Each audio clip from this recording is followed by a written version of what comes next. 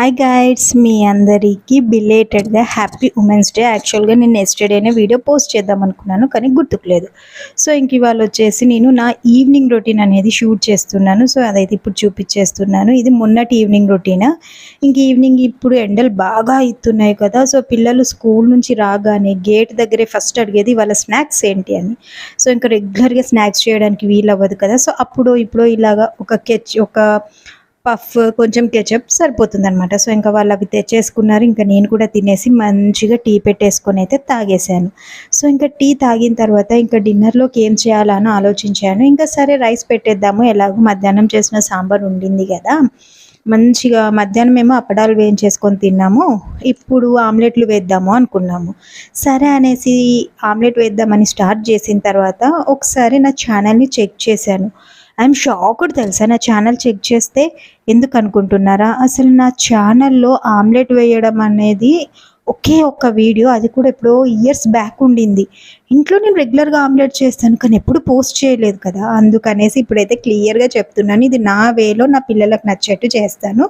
So onion అయితే సన్నగా cut చేసుకున్నాను. తర్వాత ఇందులో కొత్తిమీర వేసాను. మీరు పచ్చిమిర్చి తింటానంటే పచ్చిమిర్చి, టొమాటోస్ కూడా యాడ్ చేస్తే టేస్ట్ అనేది చాలా బాగుంటుంది.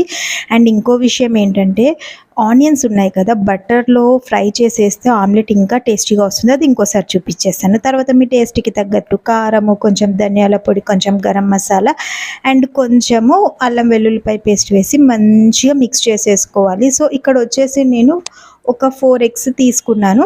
సో ఆ ఎగ్స్ మాకు సరిపోతాయి అన్నమాట. సో ఇంకొకటి ఏంటంటే ఇవి డబుల్ ఎగ్స్ అనమాట. సో ఇంకా వేసేసుకొని మంచిగా బీట్ చేసేసుకోవాలి. ఇక్కడ చాలామంది ఇందులో పాలు కూడా యాడ్ చేస్తారండి. ఒకసారి మీరు పాలు కూడా యాడ్ చేయండి, టేస్ట్ అనేది ఇంకా ఎన్హాన్స్ అవుతుంది. ఆ క్లిప్ అనేది మిస్ అయిపోయింది. సో ఇంకా మంచిగా అలా వేసేసి మనం ఆమ్లెట్ల లాగా వేసేసుకోవడమే. సో ఆమ్లెట్ అనేది కొందరు ఏం చేస్తారంటే ఒక సైడ్ బాగా మాడిపోయేటట్టు కాల్చేసి ఇంకో సైడ్ పచ్చి పచ్చిగా తినేస్తారు. నాకు అలా నచ్చదు.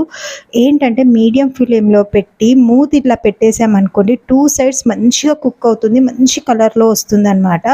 సో ఇంతే అండి. ఇలా ఆమ్లెట్ వేసేసుకొని మంచిగా అన్నంలో నంచుకొని తింటే ఉంటుంది చూడండి, చాలా చాలా టేస్టీగా ఉంటుంది. ఒకసారి మీరు నా స్టైల్లో కూడా ట్రై చేయండి. మీకు ఆమ్లెట్ ఎలా వచ్చిందో కూడా నా కామెంట్ సెక్షన్లో చెప్పండి. మీరు అనుకుంటారు కావచ్చు ఆమ్లెట్ వేయడం పెద్ద విద్య రాదా, ఈ మాత్రం మా అందరికీ వచ్చి నువ్వు చెప్పాలా అని అంటే, ఒక్కొక్కరు ఒక్కొక్క స్టైల్లో చేస్తారు కదా. ఇది నా స్టైల్ అనమాట. ఒకసారి అయితే ట్రై చేయండి, తప్పేముంది. ఇలా చేసి చూస్తే టేస్ట్ ఎలా ఉందో కూడా మీకు అర్థమైపోతుంది కదా. సో నేనైతే ఇలా చేసుకుంటాను. ఇంకా దీన్ని మంచిగా సాంబార్ రైస్లో పెట్టేసుకొని తినేసి డిన్నర్ అయితే కంప్లీట్ చేసేసాను. సో ఇది నా మినీ వ్లాగ్. మీకు నా మినీ వ్లాగ్ నచ్చిందని అనుకుంటున్నాను. నచ్చితే లైక్ చేయండి, షేర్ చేయండి.